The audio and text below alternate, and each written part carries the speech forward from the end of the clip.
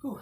Hello everyone, this is Eagle Owl. Today I wanted to talk about shotguns and shotgun rounds, and I wanted to clear up some misperceptions and explain in detail some of the characteristics of shotguns and how the rounds work. And so I'll just go ahead and start. Okay, so a shotgun is best for closer distances. By closer, I mean like typically about maybe let's say 100 feet or closer. I mean, you can go out a little more than that, but the ideal scenario is like 100 feet or closer.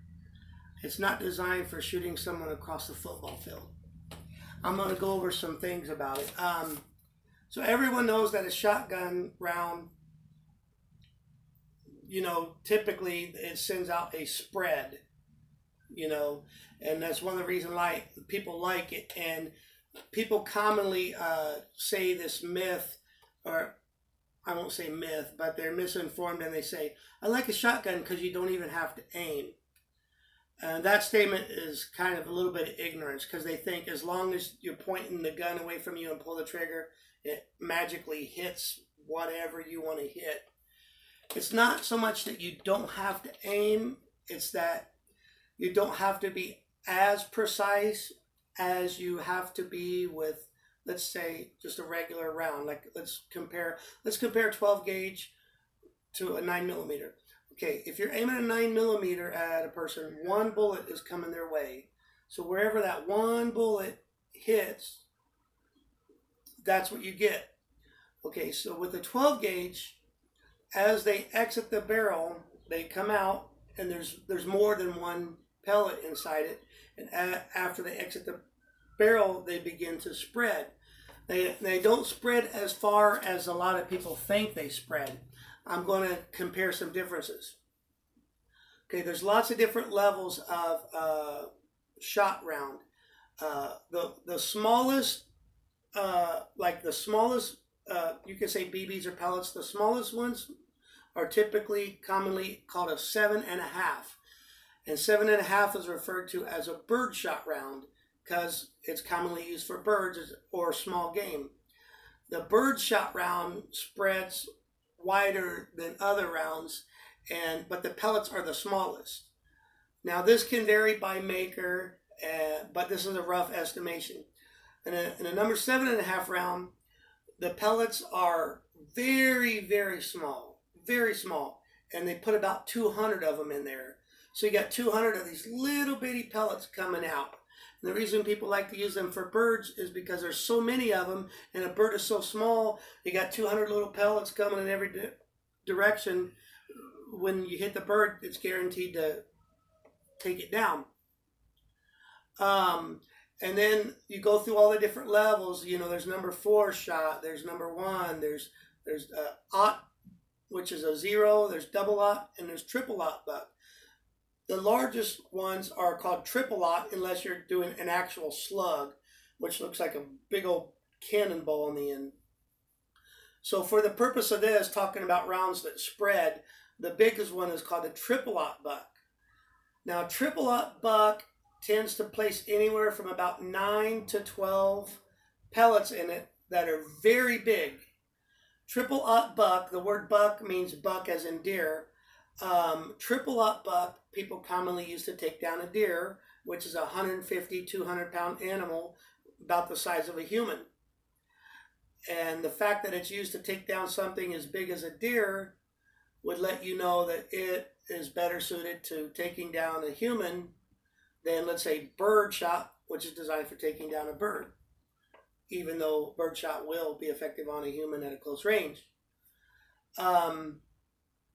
On triple aught buck, it's 9 to 12 pellets that are approximately about a 32 caliber. 32 caliber is pretty big. If you take a 9 and you jump down the next common size, which is a 380, and then you jump down one more of the common sizes, it's called a 32 caliber. And it's a pretty decent size hunk of lead. You got 9 or 12 of those coming out at you. Now, if those hit you, instead of one 9mm putting one hole in you, you got 9 holes in your body that are good size holes.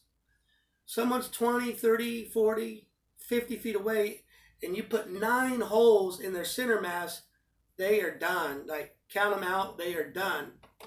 But I'm going to go into a little detail on how the shot spreads.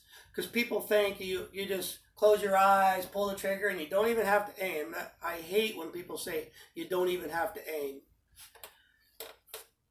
Let's say if you're aiming in the middle of the line of the sight of your barrel, it was set up so that you would miss the person by 1 inch with a 9mm. That one 9mm bullet misses the person by 1 inch. Okay, let's say that person's 30 feet away from you, and you're shooting triple-aught buck.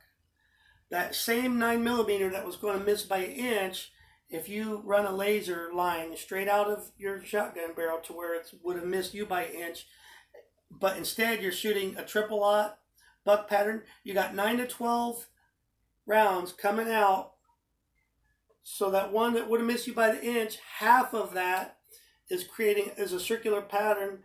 Half of those 12 rounds are still going to hit you. So the concept, picture a 4-inch spread coming at your body instead of just one little round. Picture a 4-inch spread coming at your body. So you don't have to be as accurate, but you still got to aim. And it puts more holes in you. Now, the further a round travels from a shotgun, it slowly begins to spread a little bit more, little bit more, little bit more. It don't spread as much as some people think it does. If a person's 100 feet away, now this is just an approximation. I haven't done calculus on it. This is an approximation. If a person is 100 feet away, which is a good distance, that's a really long backyard, that pattern may all of a sudden change to where it's a foot wide. So now you see how you got to be in their general direction, but you got to be less accurate. Now you got a pattern of heavy 32 caliber bullets heading someone's way. You got 12 bullets in a pattern a foot wide coming at a person. That's pretty impressive. Not only is it impressive and intimidating, but like I said, your precision don't have to be quite as on point. Because of the weight of the pellets are typically smaller than the weight of other rounds out of other bullets, like a 9, a 40, a 45. The weight of those are smaller. As soon as they travel across the air, they're starting to reduce speed, and the further they travel, they're going to begin to drop, and then the accuracy is going to begin to be a little bit less on point. So if someone's the length of a football field and you shoot a shotgun at them, by the time it travels the length of that football field, it has lost a lot of its knockdown power. It's not going to be highly effective once you get like the length of a football field or further. And at that length, the spread is starting to become pretty wide. So that's why, the experts say a shotgun is a better close distance defense weapon, because you're not taking 200, 300 yard shots with a shotgun. That's unrealistic. And like I said, it loses a lot of knockdown power. I personally would say a shotgun is best at about 100 feet and closer. So that's the characteristics and a little bit of explanation of how shot rounds work. And then you got your different shotgun sizes. So the smaller the shotgun size, obviously the smaller the bullet and the less total lead it's going to be carrying. Also, what I didn't go into detail in is the slug. A slug is like whatever size that shell is, it's one massive piece of lead, the entire diameter of the shell pressed into the end, and is very heavy. And when that hits you, it's like being hit by a cannon.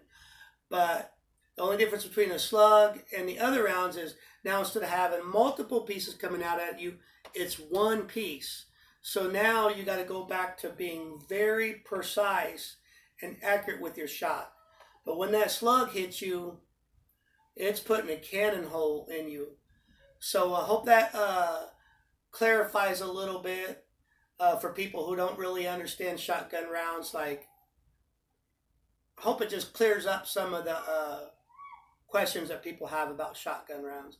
So anyway, this is Eagle Owl. Thanks for watching.